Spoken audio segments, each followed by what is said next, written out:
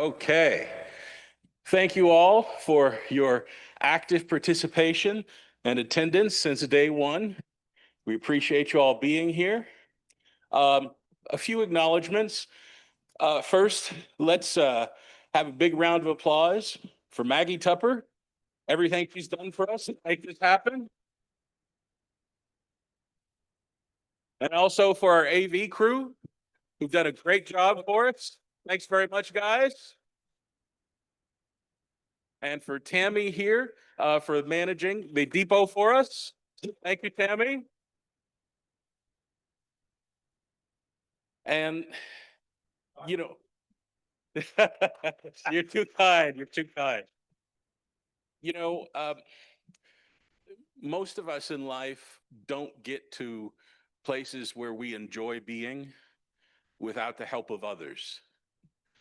And back in late 2021, being someone who's very civic minded, raised as a fierce patriot, I'm very involved in civic activities in and around the greater Helena area.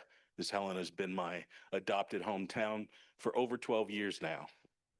And in late 2021, there was a very smart man who was organizing hundreds of us because he had heard Dave Strohmeyer talk about the potential return of passenger rail.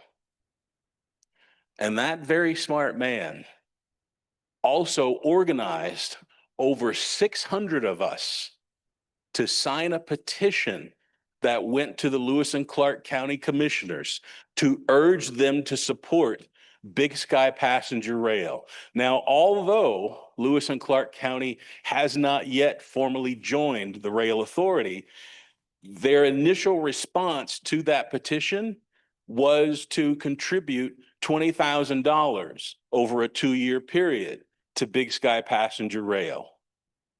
And the man who helped to make that happen, who sparked my initial interest in Big Sky passenger rail, is here in the front row. If you would please stand, Paul Pacini. Thank you, Paul.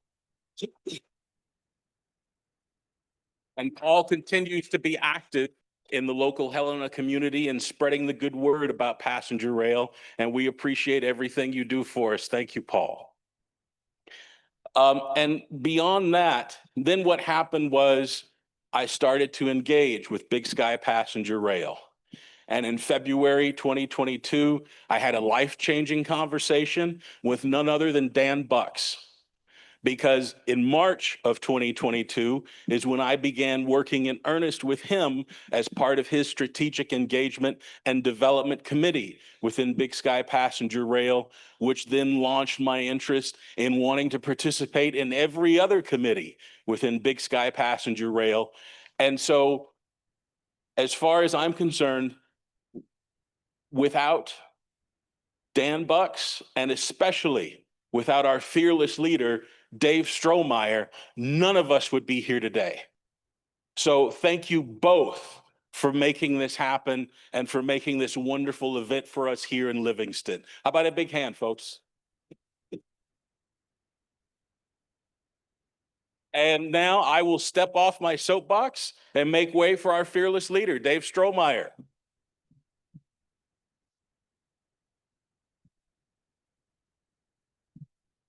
All right. Thank you for those very kind remarks, Gregory. And also a shout out to all of you who have stuck it out for these 3 days for this third and final day of the Big Sky Passenger Rail Authority's 4th annual conference. We have a little bit of fall in the air out there today. I hear the elk are bugling in Yellowstone National Park, and there's a lot of energy in this room. When we were putting together the program for this conference, we wanted to make sure that at some point we recognize the place that we are in, and also the way in which rail has in the past and may in the future impact this place because of its history. Yellowstone National Park, rich history related to rail and rail travel, supporting tourism. Oh, okay. rich history that I think we can build upon going into the future. So we are delighted to have a great panel here this morning talking about tourism and regional heritage and national parks and all how rail can play into all of this.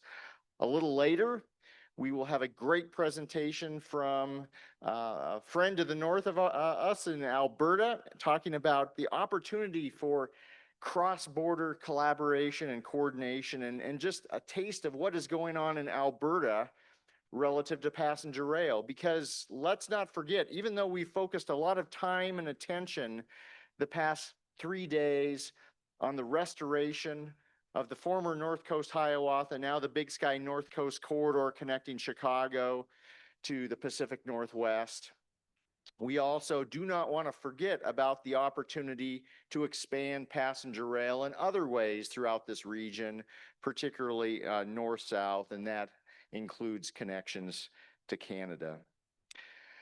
A couple other just introductory words before we get going today. We'll have a couple sessions this morning. We'll intersperse that with our second round of Founders Award presentations.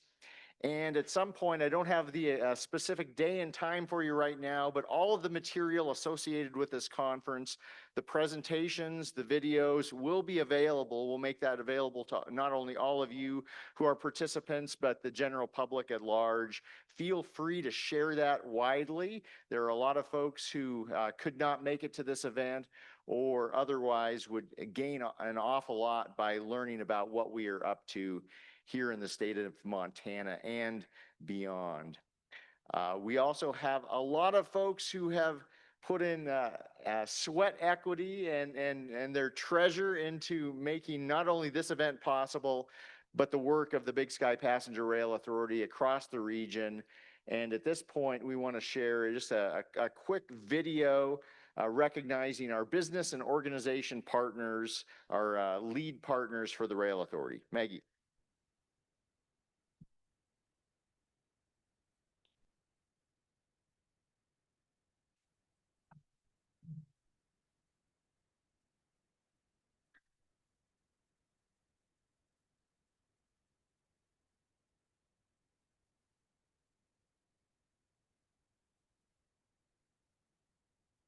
It's time to provide daily passenger rail service to all of North America. We have a once-in-a-lifetime opportunity to resume daily passenger rail service from the Great Lakes to the Pacific Northwest through southern Montana with the return of the Big Sky North Coast Corridor. The gift of your time, talent, and treasure to the efforts of the Big Sky Passenger Rail Authority can help this dream become a reality. We'd like to thank the members of the Big Sky Passenger Rail Authority's Business and Organization Partnership Program. Your financial investment supports alliance building, advocacy, and provides critical support for this transformative initiative. We need your help. Join us in our effort to resume daily passenger rail service to southern Montana and beyond. For more information on how your company or organization can become a partner of the Big Sky Passenger Rail Authority, email us at hello@bigskyrail.org. Thank you for your support. All aboard Montana, let's ride that line again. Watch our treasure beauty roll by like an old friend. All aboard Montana, like we all did way back when. All aboard Montana, time to ride that line again.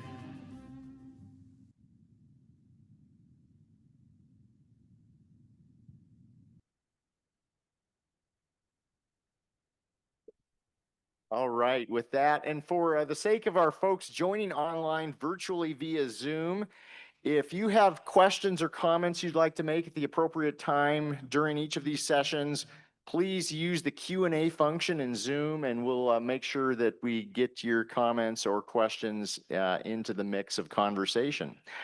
Next, I'd just like to move right into our first panel of the day, and the moderator for this panel is a good friend of the Rail Authority, former Park County Commissioner and former Director of the Big Sky Passenger Rail Authority, Bill Berg. Bill. Thank you, Dave. Welcome to Park County, everybody, the coolest county in these United States. If you want to fight me on that, I'll explain to you why you're wrong, politely. But a little prehistory. We talked a lot about history. I don't know if they were running from something, running to something, or just exploring as humans do. But between 13,000 and 16,000 years ago, a few thousand human beings came across the Bering Land Bridge. In 1968, a couple of construction workers less than 30 miles from here uncovered the remains of a 1 or 2-year-old child, now known as the Anzac child.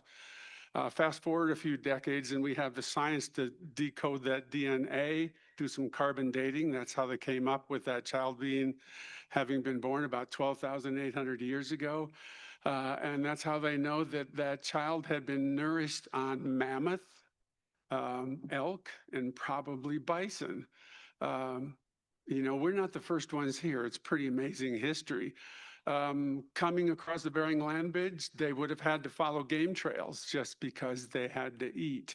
When you think about the Shields Valley, Paradise Valley, the Yellowstone River Valley, I was at the Yellowstone Biennial Scientifics Conference at Big Sky a few years ago, and they talked about the evolution of roads and rail.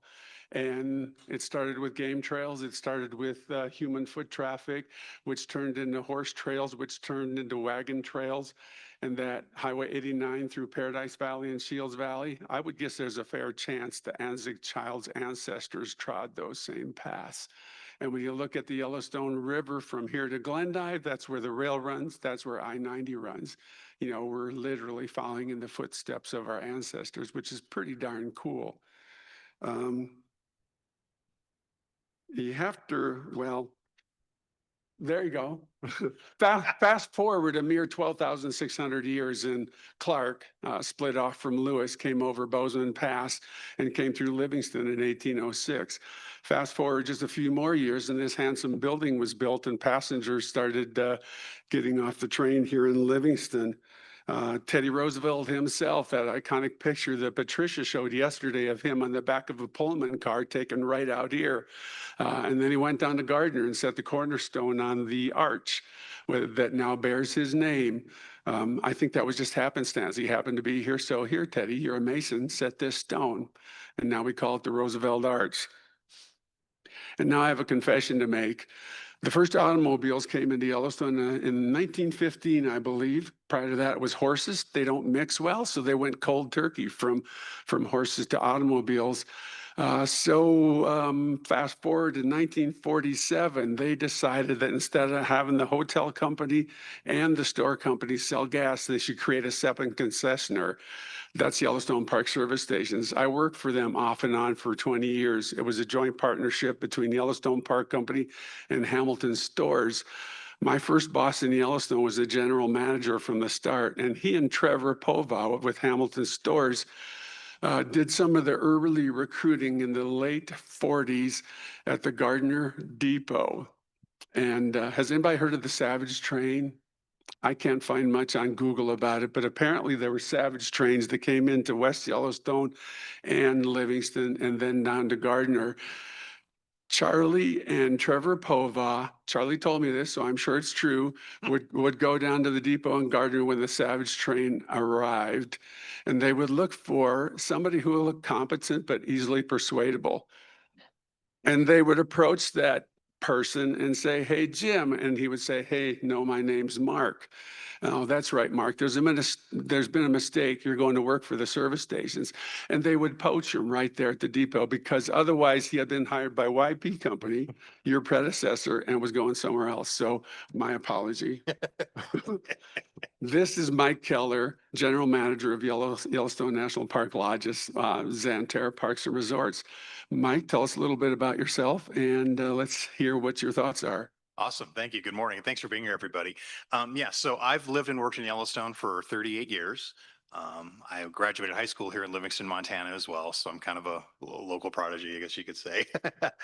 And just having lived in Livingston and just being in Yellowstone for as long as I have, I mean, the value of the railroad and what it means to this community and to the Yellowstone Park community, but also to national parks across the West. I mean, if you go back to let's go back to 1880 and think about the time from 1880 to 1920, when these national parks are being first kind of mentioned and discovered by the government, and they're being kind of created and established. And at that time, how did you travel? You traveled by horsepower. You're either on a horse, you're on a horse-drawn wagon, or you walked, or the railroad is what got you around the country. We didn't have the benefits that we have now. So the railroads started coming to the West and telling these great stories and advertising the benefits of coming and seeing these beautiful, amazing places. Yellowstone had the benefit of the Northern Pacific Line right here, but you think of Glacier and the Great Northern Railroad, you think of the Grand Canyon and the Atchison, Topeka, and Santa Fe, and all these places were given access because railroads were allowed to be there and bring people to these national parks and to these amazing places for people to see. So you go from 1880 to 1920, then you go from the 1920 to about 1945. Population in the country is growing. There's more and more interest into the West, but automobiles are still really not a way of travel yet at that time. So how did you get here? You came by train. Once you got off the train here, you went down on the Yellowstone Park line to either Cinnabar or Gardner, depending on when that time was you were there. Then you're taken through the national park, kind of in a controlled access by the concessionaire in the park, whether it's by stagecoach or a little bit later on it was by touring car.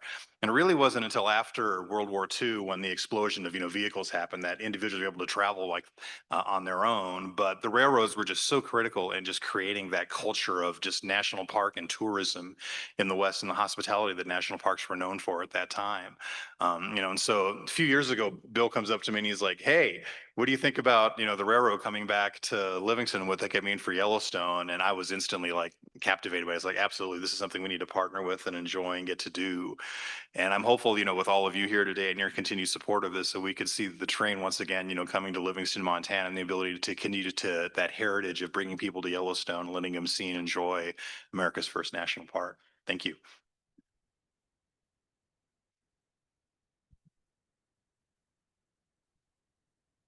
We have a virtual participant, Courtland Miller, coming to us from St. Paul, Minnesota, but representing the Theodore Roosevelt Presidential Library, which is set to open, I believe, on July 4th, 2016. St. Paul, Minnesota. I grew up in Minnesota, and train travel in the early 70s was just routine. I regularly rode the train between my hometown of Atwater, Minnesota, and Morris, Minnesota, going back and forth between college for holidays or the occasional weekend at home. And in 1975, it was my fourth summer in Yellowstone. I just graduated from college 50 years ago. Oh my God, I'm getting old. I had a diploma. I wasn't going to do this silly Yellowstone work anymore. This was clearly going nowhere. I figured I needed to get a real job, but I couldn't stand it. So I bought a train ticket and I came out, and I got off the train here and I walked through that door. My friend Nelson met me and gave me a ride down to Yellowstone. And, like a lot of us, I eventually found a way to put down some roots here. So the train has been a big part of my life. I didn't own a car until, my fourth summer in Yellowstone. And I didn't need a car largely because of train travel.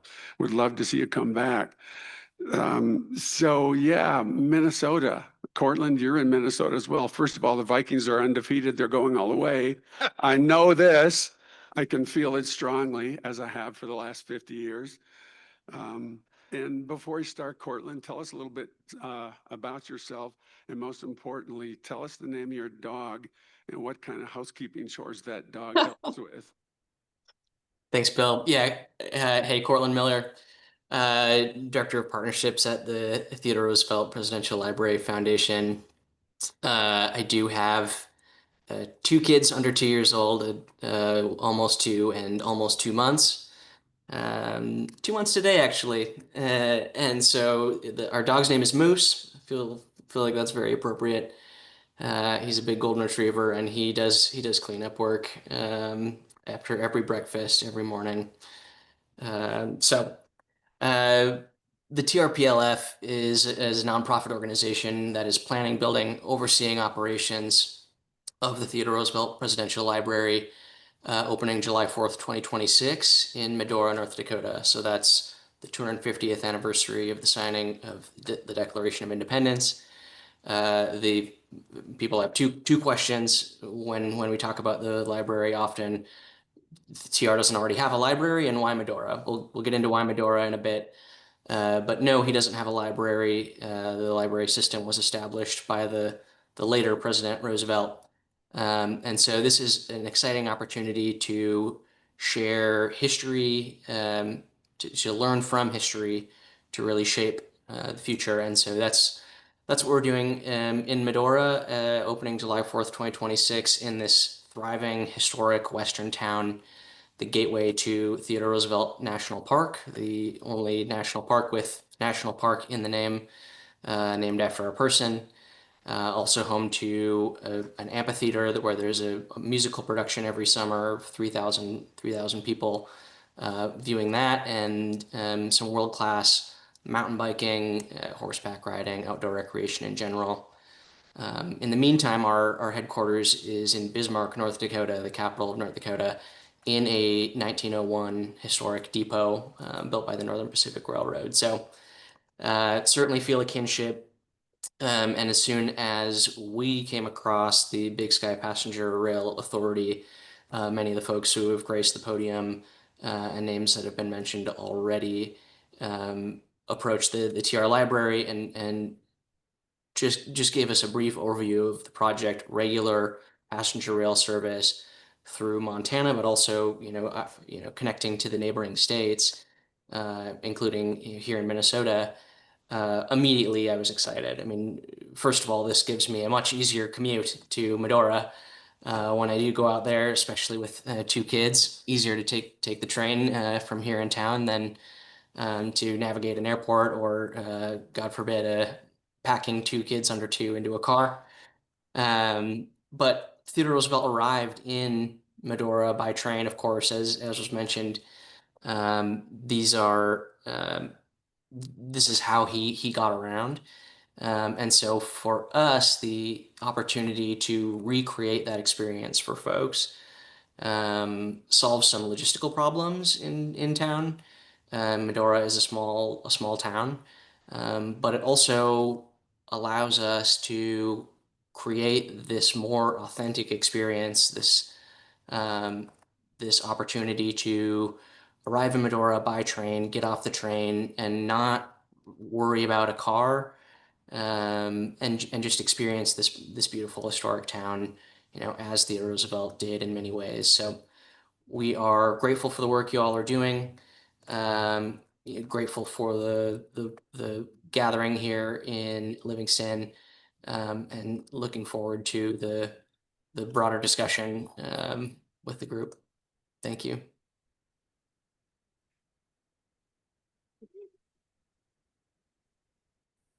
Thank you, Courtland. A little more history. In 1912, a South Dakota farmer, I forget the guy's name, he was kind of enamored with the automobile. He thought they were pretty cool.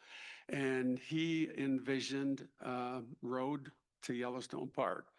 And his vision quickly exploded to the Yellowstone Trail, the tagline, and you can see old signs for this in the Gateway Museum across the tracks here. The tagline was "A good road from Plymouth Rock to Puget Sound." And it was all about getting people here so they could go south to the north entrance of Yellowstone Park. That may have been the start of the decline of passenger rail, because the car kind of exploded. And next you had really good, it was the second coast to coast highway. I believe the first was the Lincoln Highway. So that was maybe the start of the decline. Because better roads followed, better cars followed. Some say the interstate highway system had a little bit to do with the decline of rail. We kind of like our cars, but you look around the world and rail is a pretty important tool.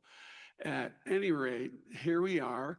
My first Summit Yellowstone Park visitation was 2.2 million.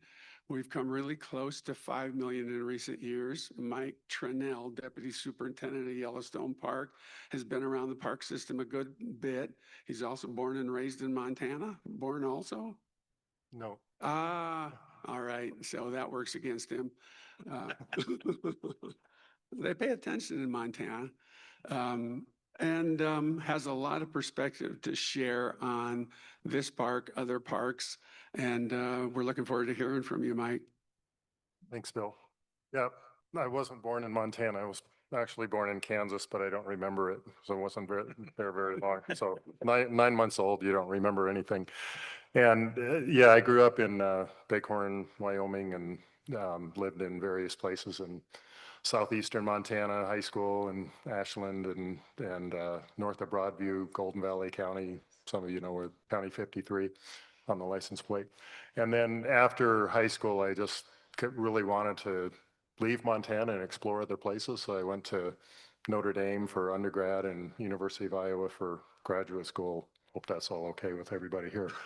And then, yeah, long career with the National Park Service, actually 40 years as of February this year. So been around. Most of my career has been in Alaska, 25 years, places like Denali, was there for 15 years, which does have passenger rail service, and did, you know, for most of its history, and some interesting things in Alaska with trains, with, you know, putting cars on trains to get people to parks and things like that. So there's some very cool stuff with the Alaska Railroad as well. So the beautiful building here and great setting, great cause. Everybody I talked with about what I was doing today said, "Oh, I love trains," you know. So there's a lot of interest in that. Been the deputy superintendent at Yellowstone since the beginning of 2021. So we've been through pandemics and floods and fires and you know, various other dramatic events. But good to be here with all of you. And I have a few slides here to illustrate things, and I'll try to operate this on my own. I think I may need to stand to do it.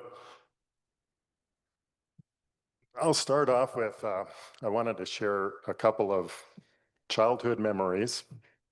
In the National Park Service, we talk about a lot of times, if we get to know each other over time, we find out about what was your first national park experience. And mine was as a second grader at Bighorn Elementary. We went north to what was then called Custer Battlefield. And I was just fascinated with the history of the, you know, the whole cowboys and Indians thing. As a little boy, just loved that stuff. But the way we got there was by train.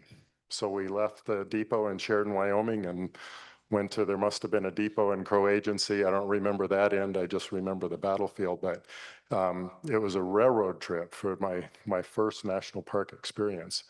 And then a few years after that, when I was we lived in Miles City for a couple of years. And when my grandfather died, my mother was like, "I'm going to grab a couple selected kids. I'm one of 10. So my mother was like, you know, there's no way I'm going to take all 10. I'm going to take the one who's still nursing, and I'm going to take Mike because he's pretty calm and he likes to travel. And one of my other brothers who was not as calm. But anyway, so we took the train from Miles City to Dubuque, Iowa. And it was this same line, of course, that we're talking about here, because it's a Northern Pacific route. And so, very sad experience. That was my only grandfather. My other one died, you know, long before I was born. So what the big takeaway was, well, it was a sad experience, but I loved the train ride. And a lot of people have those stories about trains, memories of that, and how long is that going to last? So there's a great opportunity today to, you know, make sure all the people with those great train memories and stories, make sure that you take advantage of the opportunity before all of those people are gone, because there's something to be said for just the whole, you know, the memories and the feelings and some of the things that you can't measure when it comes to travel like that. A competing childhood memory is watching the last stages of construction of the interstate highway system. And so in the United States, we have this tradition of, freedom, the open road, the road trip, a very American thing. And we went all in on this interstate highway system. In the summer of 1979, you had, the last year of passenger rail on this route, but the I-90 was not yet complete. When you went through Big Timber, you were off on the 2-lane, what used to be Highway 10, 12. And so, but in this country, we really went all in on highways. And so you had the decline of rail, but I think there's room for both. And I think, again, capitalize on the people love trains, and there's a lot of power in that. So a little bit of background from Yellowstone, and I'll go pretty quickly through the history because I think all of you know it. These two know all of the details about the railroads and who did what to whom in Yellowstone for the last 50 years. So I'll just keep it fairly general, but. So the Roosevelt Arch, obviously, and Bill mentioned the cornerstone. The railroads were instrumental in promoting Yellowstone from the beginning.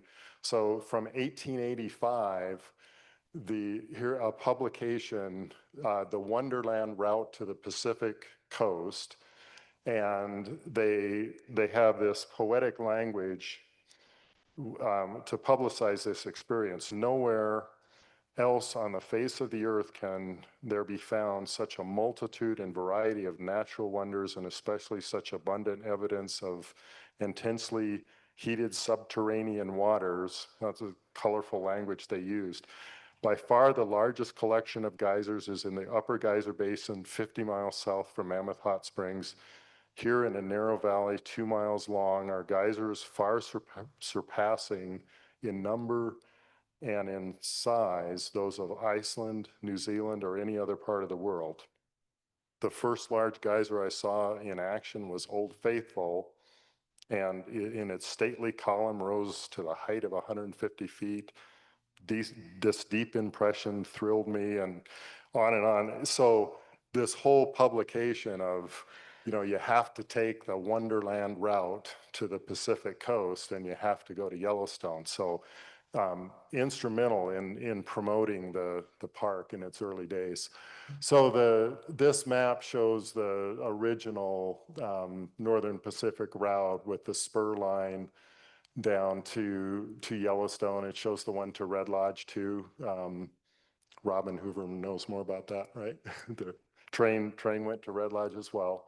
And there was also the one coming into West Yellowstone, completed in 1908. So that was the Union Pacific. So it wasn't just passenger rail service to the north entrance, but it was also to the west entrance. And so when you left Livingston, this is the Northern Pacific on the bridge right here in town. And then, of course, you went to Cinnabar, as Bill mentioned, the town of Cinnabar, which no longer exists. But so here in Livingston in 1882, right?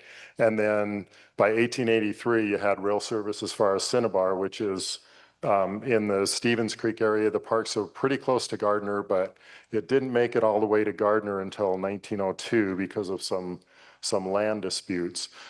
Promoted by these, we have some interesting things in the park collection, including like here's a postcard from 1905, the Gardner Depot, after it was completed. So the railroad actually reached Gardner by 1902. The depot was constructed in, was finished 1903-04.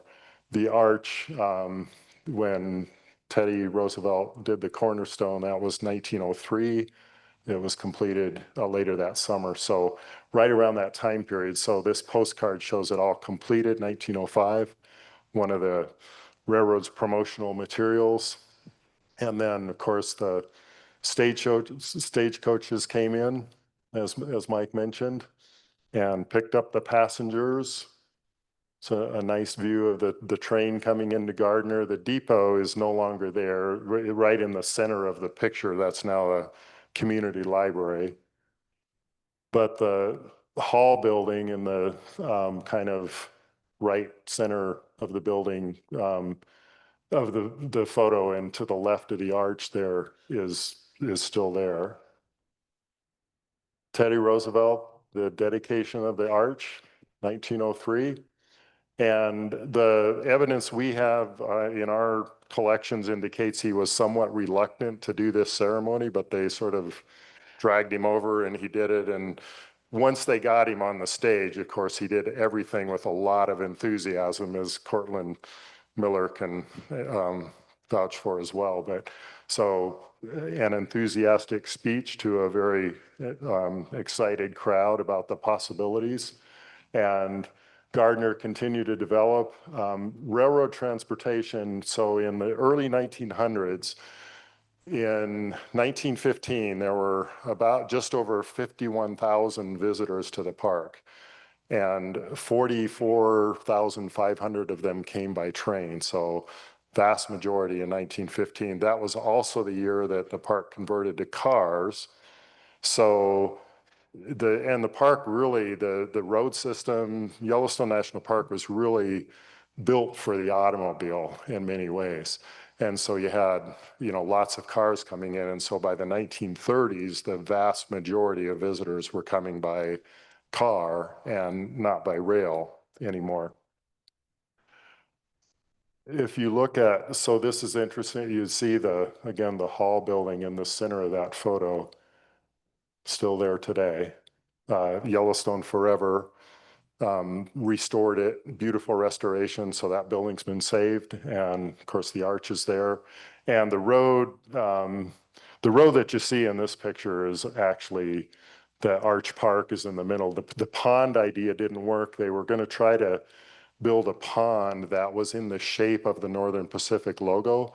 It didn't quite work out, but that's the site of Arch Park today. So the road is exactly the same place. The park is right in the middle of the picture. The arch is there. The hall building is still there. So then today's view, and of course it says for the benefit and enjoyment of the people on the arch, which we've learned over time, it's a little more complicated than that, because we also have the obligation to preserve, protect national parks in perpetuity, so future generations enjoy the same experience. And so the bison story is the great American successful conservation story. 1872, when the park was established, we had 23. Today we have around 5,000. So that's and people, Lamar Valley, just love seeing those huge bison herds. It's like the kind of American version of what you see in the Serengeti if you go to Africa. So, and again, the railroads were instrumental in the development of Yellowstone National Park, the Northern Pacific, specifically with Old Faithful, Lake Hotel, the developments at Mammoth. All of those things got started with tremendous support and promotion from the railroad. So a huge part of our history. The visitor use, as you can see over time, grows somewhat exponentially. You see a dip with World War II, and I'm not sure the one in late 70s, during the 70s must be kind of related to the gas rationing and all of that, but generally significant increase, and kind of another view of that. What we see, and then also highlighted in the text on the left side of the slide here, the impacts to the economy, and what's the potential for growth in Yellowstone with passenger rail, and then how do you get people from Livingston to the park? That's something we can talk more about. How does all that connect? National parks, as you see, this the West Yellowstone entrance, which has close to 7,000 cars a day on busy summer days. The northeast entrance, by contrast, has 650. So if you have friends and family who don't want to wait in line, send them through Red Lodge and over the Beartooth. But anyway, national parks, often crowding issues are often about more, rather than too many people, it ends up being too many cars. From many years in Denali, which has controlled access, that's a very obvious example of how you can get a lot of people to a bear jam without, thousands of vehicles. We're not going to take away cars from Yellowstone. We're not going to cap visitation. That's not in the plans. But it's just, those are things to think about. I have really more questions than answers, but it kind of illustrates the concept of in the entire national park system, we're often challenged by numbers of cars, parking spaces, all of that. So some things to think about, and how, what are the advantages of bringing in more people by rail, bus, et cetera. And again, kind of the busier places in the park, a lot of people like to go to the same places. Developed areas are 0.29% of the park.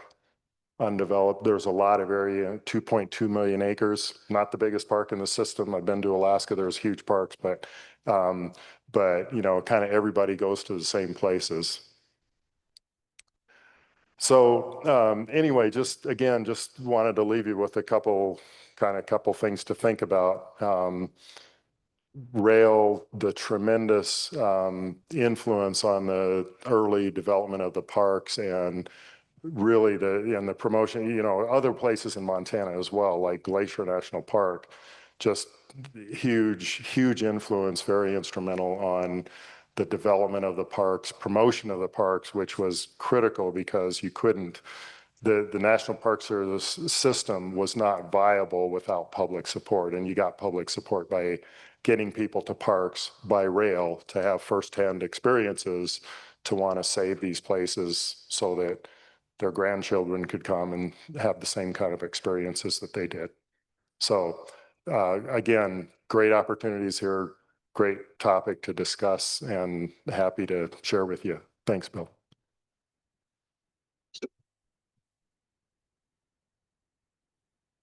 Thank you, Mike. So that's the question before the House, is how do you get people from these transportation hubs to their destinations? I was part of an organization called the Yellowstone Business Partnership, which dissolved, unfortunately, in the mid-teens, I think. They put together a coalition of transportation providers. It was called Links. And the idea was, with fancy new technology, GPS wasn't quite where it is now, but with this fancy thing called the World Wide Web, and the ability for visitors to possibly track vehicles and manage their transportation options. The vision was, you fly into Billings and you spend a week and a half in the greater Yellowstone ecosystem. And maybe you go to Cody and spend a day and you watch the rodeo. Maybe you spend a night at Fishing Bridge. You go over, spend a night in the Old Faithful Inn. You head down to Jackson for a day. And then you hop on a plane out of Salt Lake City, and you never have to rent a car because all of the transportation providers are using an integrated network. And now if you just leave the airports in that equation, but also include the train depots, what are options? The technology has advanced. We have something called Uber now that may be in the mix. What do you gentlemen envision as the possibilities for maybe reducing car traffic and getting people from these transportation hubs to your destinations? Anyone? I'll go if you. Okay. Yeah, so Xanterra, one thing that we do in the park very well is, we have multiple modes of transportation to get people around the park: tour buses, historic yellow buses, et cetera. And in the wintertime, we already kind of fill this space by picking up passengers from the Bozeman Airport, bringing them down to Mammoth. And once they get to Mammoth, they can go by snow coach into the interior. We can definitely assist and support in collecting visitors from this depot from Bozeman and bringing them into Yellowstone National Park, and giving them the opportunity to have transportation around Yellowstone on our tour buses, et cetera. We could definitely help with that. Fantastic. Other Mike, any thoughts? No, I think that's great. And yeah, the railroad tracks between Livingston and the park are probably not going to work. You can get to Murdoch's, right? But Good beyond start. that, I mean, even in the flood, we lost significant parts of the rail bed too. So that's, yeah, that option's probably not viable. But again, you know, Livingston's a great gateway community, and we would leave it to partners, and Xanterra is an excellent partner to come up with different options for getting people from here to the park. And as a planet's first national park, Yellowstone is still off. And a guinea pig, 2-3 years ago at Canyon Junction, they had an autonomous shuttle. Tell us about that just a little bit. So yeah, it was a driverless shuttle that was kind of programmed off GPS to kind of know where to pick people up, take people to, from the campground to the main part of Canyon Village to the newly built lodges that were kind of a half a mile to 3/4 of a mile away. And it was met with skepticism at first, but it actually performed very well. As with everything, there's growing pains and a few things to get through. But once the system was actually kind of in place and people saw how it worked, it definitely improved the visitor experience in Canyon Village. We're living in the future. Courtland at one of these rail conferences a couple of years ago, then Governor Berg, now Secretary of Interior, had a video presentation in which he boldly claimed, well, he boldly hoped maybe that on July 4th, 2026, people would be able to get off of an Amtrak train in Medora to come and see that library. Your thoughts, sir? Yeah, well, grateful to Governor, now Secretary Berg, for his support. He's been a longtime supporter of the TR Presidential Library project. You know, the timeline may not line up. I don't know if you'll be able to get off of a train on July 4th, 2026, but certainly some July 4th, we would love for that to be the case. The exciting thing about Medora is that it is, if you get off of the train, so you are in downtown Medora, and that is the gateway to Theodore Roosevelt National Park's South Unit. Anyway, there are 3 units of TR National Park. You have a situation in Medora now where there was a depot, of course, Theodore Roosevelt himself arrived at. That depot was destroyed in 1925. A depot building was moved in from Yates, Montana. That was used until 1968, when mail and passenger service was discontinued. The building was sold and dismantled, and then in 1977, the city of Medora replicated the original depot, but it is not a functioning depot at this point. It's back of house. It's dealing with water treatment, and so there's an opportunity here to not only use, you know, the downtown area of Medora as a hub for regional transit, but also for local transit. And so on and around July 4th, 2026, the number of folks that we'll have in town for the grand opening celebration is more than we can manage in town with the existing infrastructure. So we're already thinking about what pilot programs could we have that would shuttle folks around from downtown Medora, say, perhaps through the South Unit loop, and then even up to the Butte. And so the actual TR library, I'll share my screen here just so you can get a little bit of a sense of what I'm talking about. But the library itself is up on a butte about a mile out of town. And so let me show you what this looks like. Yes. So you come up from Medora here on the east, and you can see the road here with the parking lot, the Burning Hills Amphitheater, this 2,800 seat amphitheater hosting the Medora musical, is on this butte. Just to the east of that, just off the map, is the Pitchfork Steak Fondue. So another one of these really interesting, unique attractions. They're literally frying steaks on a pitchfork in a vat of hot oil. And then you come up here and you can see that this has been designed for, yes, there is some parking, but this is mostly designed for transit. There's a bus loop drop off here. And then there is the library up here in the top right portion of the screen, and then this large cultural loop that folks can walk around. And then I'll also point out to the west, there's the Moderator Trail. We are always working on expanding the trail network in and around Medora so that there's just a whole multimodal approach to getting around this area. If you want to take a mountain bike, if you want to take a bus, if you want to take a horse, if you want to take a car, these are all options. I will show a brief preview here of the library. So this is a view from that cultural loop. You can see folks walking up on the roof. And so we're envisioning this really as there are areas around the town where you could not take a car, but perhaps get off a train, hop on a shuttle or a trail, and then spend, some time in one of these pockets in the park, up on the butte, or down in downtown Medora. And so we're really excited about the opportunity to. I can stop sharing my screen here. Nope, did I stop? You did. Okay, great.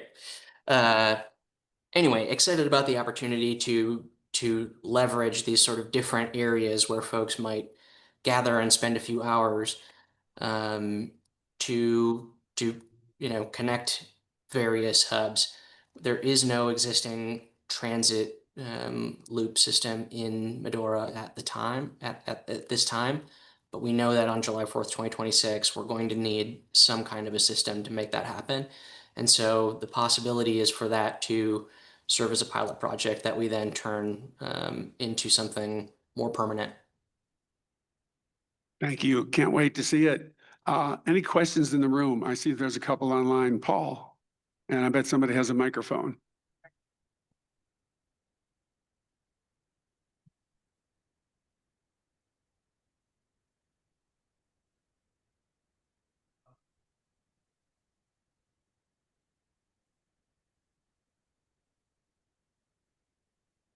Can you hear me now? Mike, you said that there's no plans to take cars out of national parks. My personal experience with national parks is I loved them as a kid. I loved them as a middle-aged visitor, and I stay away from them now because of the crowds, the traffic, the reservations, all the details that are necessary to enjoy the natural environment.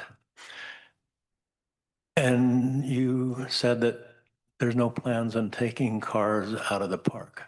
Why aren't we planning to take cars out of the park?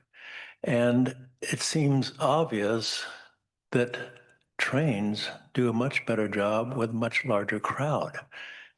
You heard of the rails to trails? Well, how about roads to rails? Why not convert the roads in Yellowstone Park and probably any other national park to rails? Park your car at the gate and jump on the train. And you have the perfect example. You worked at Denali. And if you just think Denali, where you park your car when you at the lodge and you jump on a bus. No cars in the park. The bus can stop wherever people want to get off. The train could stop wherever people want to get out. If we convert the buses to trains, why not think about converting roads to rails? Thank you, Paul. Mike, you want to take that one? Okay. Yeah, all good questions. And yeah, the reason Yellowstone is a lot more complicated than there are some parks like Zion's another example. In Denali, it was pretty easy because it was all railroad and there was really no investment in developing a road system for cars. It's just one road in and out.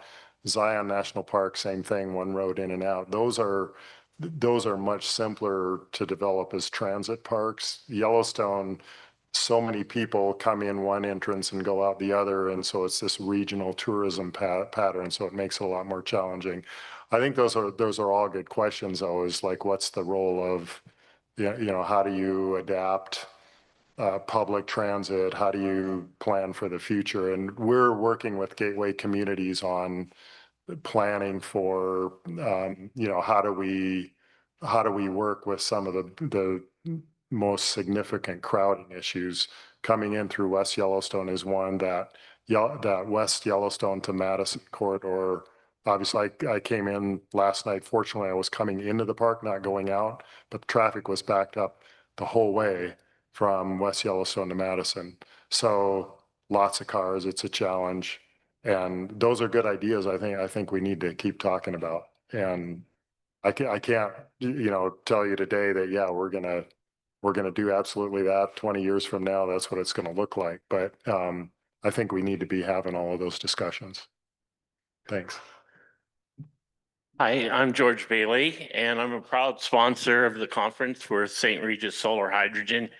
We've been working with Dave and team on developing a corridor all the way from Portland and Seattle out to Chicago, and Medora is right there in the middle of it. Teddy Roosevelt was a conservationist. If you think about one thing that you think of when you think his name. And so my question is, hydrogen fuel cell technology is going to be powering trains in the future. They're going to be powering cars and buses. Right now, we can use hydrogen to make sustainable aviation fuel. That's our biggest push right now.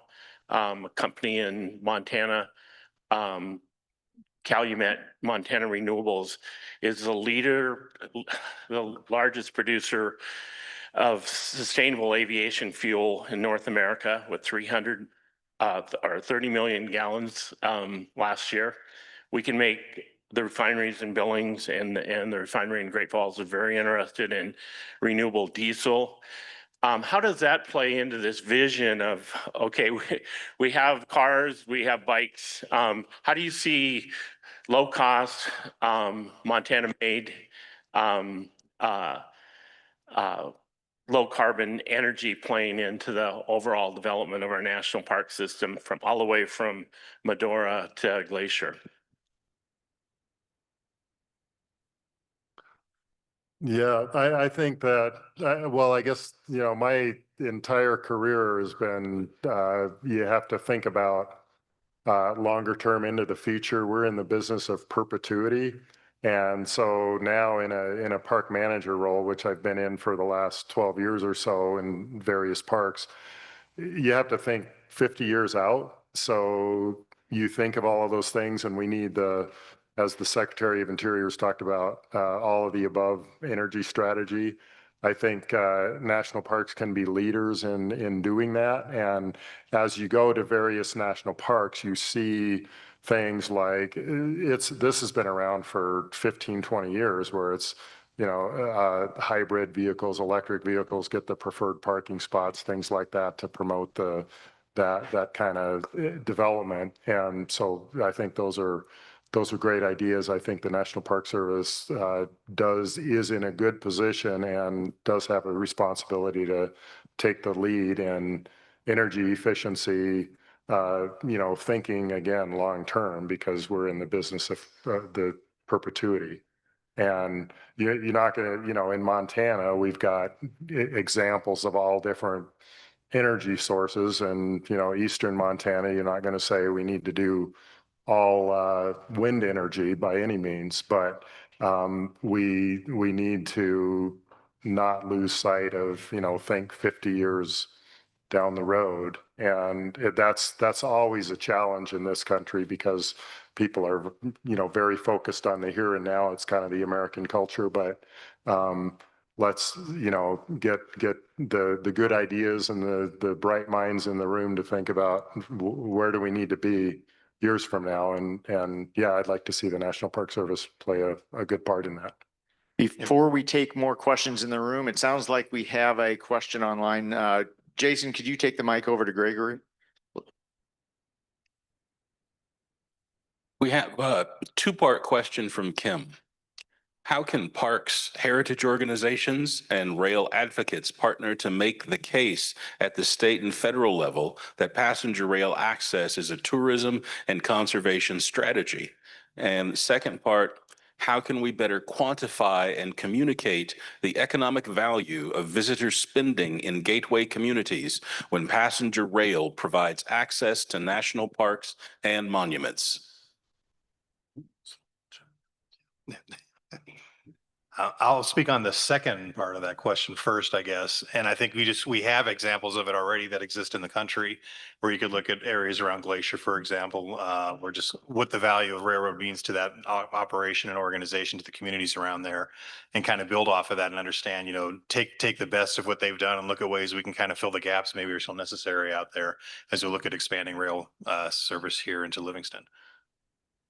I'm happy to jump in on the first part there as well. The tourism and conservation strategy. I mean, I think that passenger train service, right? The conservation strategy is sort of self-evident, and I think that by just reducing car trips, by adding rail, you're lowering those carbon emissions, especially if we're talking about these locally produced, low carbon fuels. The tourism strategy, I think, is an interesting part, because part of what drew me into the conversation with Big Sky Passenger Rail was the idea that these would be comfortable, that they would be, you'd be able to get on a train during daylight hours, that you're going to see the country, this beautiful part of the country, in this classic way, looking out an observation car, riding on comfort. I think that, folks, plenty of folks who are taking the train now are doing so out of this sense of, is it nostalgia or adventure or whatever it might be? You're taking it because it is an adventure. And when we think about Medora, Theodore Roosevelt came to Medora first to hunt a bison, to go on that kind of an adventure, took the train. He was 24.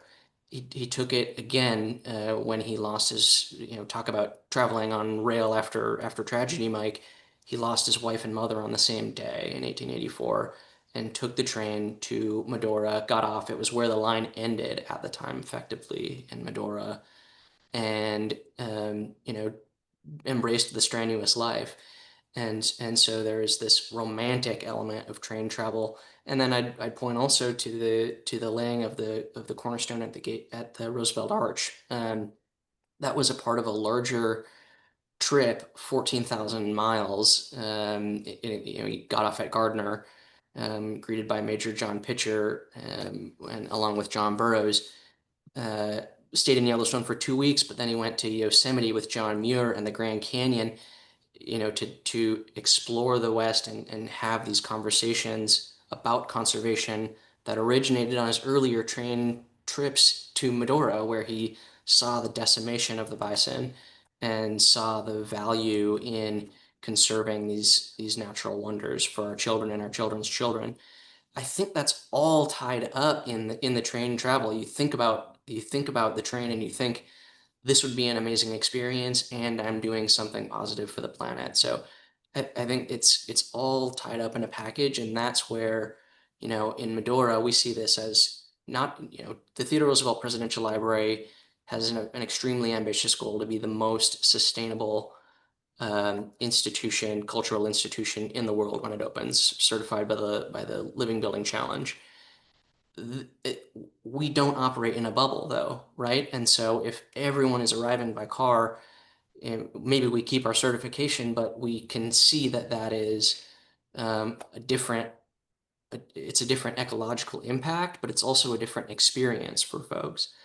Some folks are going to want to do that, right? And like Mike is saying, some folks are going to want to go into Yellowstone by car.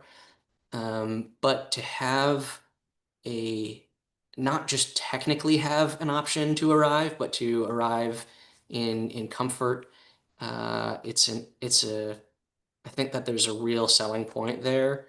And so, it's an exciting one. The possibility here is really exciting, from all of these different angles. And I think conservation and tourism are two of the leading selling points of this entire project. One quick notion on tourism is it's not unusual to go into Yellowstone Park and English speaking is the minority language. You hear so many foreign languages out there, and that wasn't the case in the 70s, probably not the 80s or 90s either. Commissioner McFarland and I yesterday were comparing notes about the Shinkansen, the Japanese bullet train. I rode it 34 years ago. It was stunning. He's ridden it recently. Most of the rest of the world is really used to train travel and probably would expect it here and would embrace it here. Montana has 1 million plus these years, and I think we entertain more than 12 million visitors. A lot of those are from other countries, and I think tourism is among the state's biggest exports. Another way to make them feel more at home and move them around a little more efficiently. Dave, are we out of time? We've got time for a couple more questions. We've got David Steele in the back here and then Representative Baum here. David Steele from Jamestown, North Dakota. I serve on the city council there, and I really appreciate everyone that's spoken here. My wife and I, we traveled here by car. We stopped in Medora, which was supposed to be now it's supposed to be the downtime of tourism. So it's supposed to be easy to get around to things, but we found a difficult time parking in Medora on the downtime. And so we have not been back to Medora for some time, simply because you cannot get around to go to things. Traffic is difficult in that small little town, but we love that town. We've camped there. We've done lots of things. My wife had never been to Yellowstone. So we stopped in Billings. Then we went to Cook City, took the Beartooth Pass, went into the northeast entrance. Absolutely loved it. Took us 3 hours to get to Yellowstone, but we spent the entire day there and came back. Traffic, downtime of the year, difficult to get through. Couldn't find places to park where we wanted to go. Okay, so I can't imagine what it's like during the uptime of the year. Now, we've stayed here now for 2 nights. We're going to stay tonight so I can check out the city a little better here in Livingston. Absolutely love it. If there was rail, we would be traveling from Jamestown to Livingston probably on an annual event, just to come for a night, spend some time, enjoy the people. We would do that. Now, my question is, our legislators, our elected officials, do not get this. How do we get our state legislators, our governors, behind this concept? We have fought in North Dakota, had some success, then we hit roadblocks. Same thing in Montana, from what I understand. They do not get this tourism destination all around. So we have Secretary Berg, former governor of North Dakota, pushing the Teddy Roosevelt Presidential Library. And then he's at the national level. How do we as an organization or a group, or all of us together, not one group doing this, one group doing that, everyone together to get this point across to all of our legislators as an entire group? That's my question. I would say that the rail authority is leading the way, and I don't know, it's, they say if you think a thing is impossible, get out of the way of the people that are doing it. And Dave Strohmeyer and this board have really stepped up, and they've lit a spark. This is for real. And it's still a gigantic effort, but it makes so much sense on so many levels. But you're absolutely right. We need a lot of political support. Theodore Roosevelt said, "Believe you can and you're halfway there." And I think that's very applicable to this project. It certainly was applicable to the Theodore Roosevelt Presidential Library. I've been on this project for 6 years. It had effectively no funding 6 years ago, went through COVID. And, here we are six years later. these things certainly do take time and it takes coalition building, but we've raised $286 million through private donations. Not to mention, an endowment support from the state of North Dakota. And so there's work in just having these conversations. I think Bill is absolutely right that it's encouraging to have an organization leading the charge, bringing folks together like this at this conference. And so I think we need to, bring that good message to North Dakota. I think there's been some good regional support from what I understand in North Dakota, but I think we can do a better job at sharing that message at the state level, and look forward to the next legislative session or two, and would love to start having this conversation at that level too. Thank you, Representative Denise Baum. So before I ask my question, I just want to comment a little bit on Mr. Steele's comment. So I carried legislation in this last session to get funding for passenger rail. And what's incredible is the first time that's ever been asked for.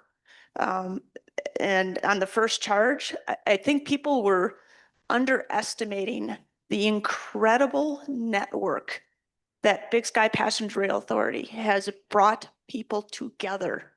And with their support, we worked our fanny off. We had a ton of people testify from all corners of the state. And a lot of this is education. People don't know what they don't know. And when they saw the broad-based support, I mean, all different types of business entities, rural America, citizens saying, my gosh, we remember when the service ran through southern Montana. My God, this would mean XYZ to my family, to my community, access to essential services.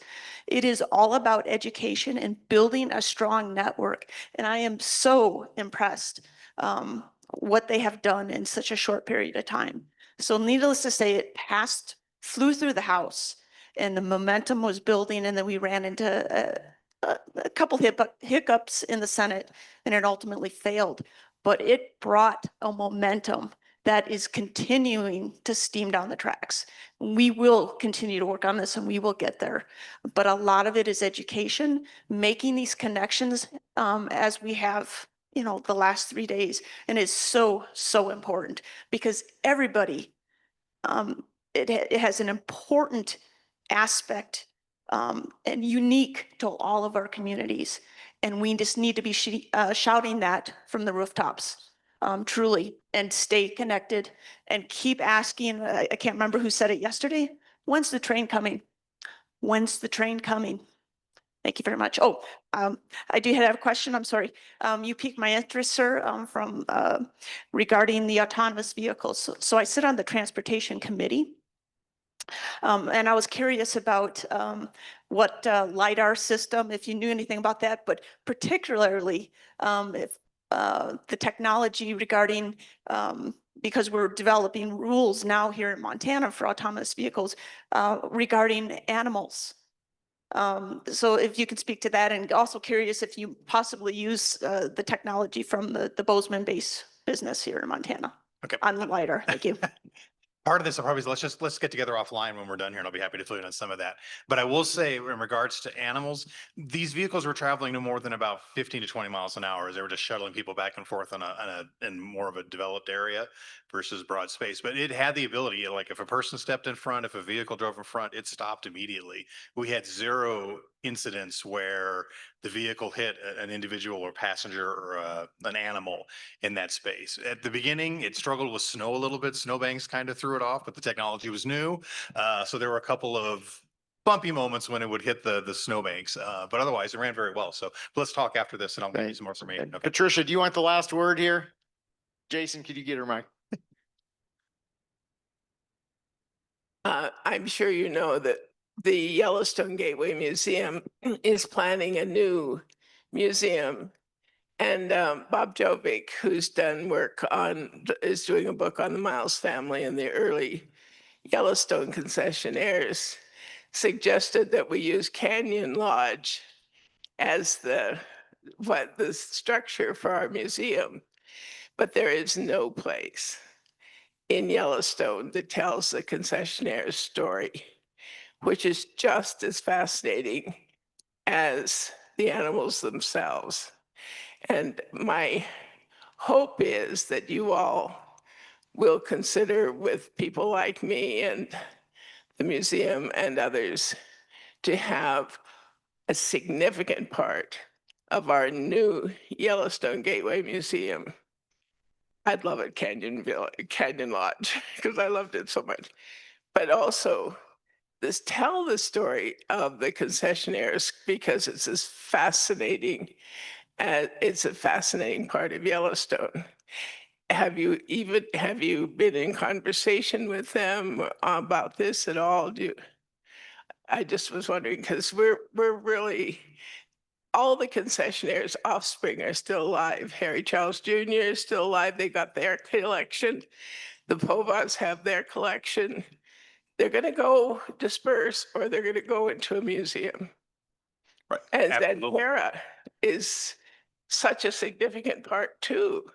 Their story needs to be told, I think. Correct. And we have in certain parts in the park, you can see things that talk about the history of, whether it's visitors or employees that kind of tell that experience. We don't have like a dedicated museum or space like that, but I agree. There's such a rich history. I mean, I had the privilege of running Old Faithful Inn for about 8 years. And it was just amazing how many times people would come up to me and they'd bring a scrapbook from when their grandparents were there in the 1890s, 1900s, and literally like show me the photographs of what their tour in Yellowstone was like. Staying at the inn, staying at the old Canyon Hotel, which doesn't even exist anymore, and other places in the park, and just the generational connection that these buildings and this park has with visitors. I think it's a wonderful thing to continue to kind of share that story. I agree. Thank you. And let's give our panel a round of applause. Fantastic. Thank you. Thank you. I hear that train a-coming. Yeah, absolutely. Thank you, gentlemen. And thanks, Courtland, for joining us from Twin Cities. Okay.